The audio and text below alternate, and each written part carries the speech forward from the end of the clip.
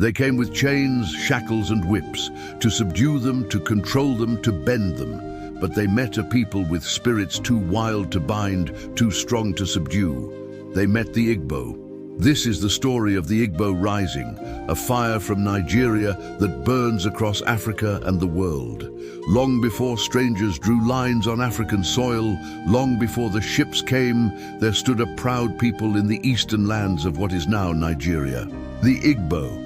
They were farmers, traders, priests, warriors, scholars, and kings in their own right.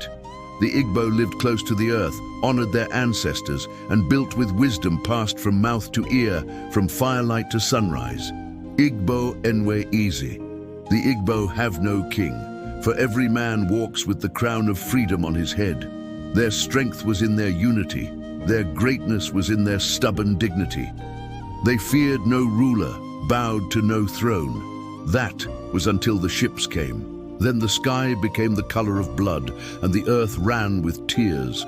Across Africa, from the coasts of Ghana to the forests of Congo to the rivers of Nigeria, sons and daughters were taken, sold like things, stripped of names, stolen from their mothers' arms. And yet, even in chains, they carried the fire of their ancestors. Ihe eji ama dike bu aruya. You know a great man by the battles he survives. Our ancestors fought on every shore, resisted in every port, rebelled in every plantation. Wherever they landed, wherever they were thrown, Africans made the soil where they landed their own. They named it Africa. Then one day in 1803, over 75 Igbo people, torn from their homes in Nigeria, found themselves on a ship bound for the New World. They were marched onto another slave ship in chains and shipped across the Atlantic Ocean to an island off the coast of Africa.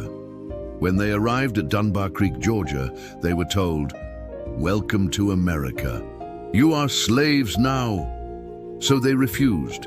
With heads high and voices in unity, they walked into the sea. Not out of defeat, but out of defiance, singing, "The water spirit will take us home. We do not belong in this land. Ndubu isi, ma o bugin duna enwegin sopuru." Life is precious, but not more than honor. And so they rose into legend. This is not just Igbo history. This is our history, black history, African history, human history. The fire that burned in them burns in us. Whether you are Zulu or Yoruba, Ashanti or Berber, Oromo or Wolof, whether you stand in Lagos, in Accra, in Harlem or Brixton, you are the child of a people who refuse to die quietly.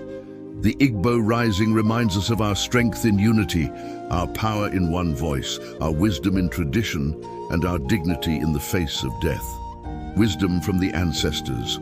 Onye kwe, chia ekwe.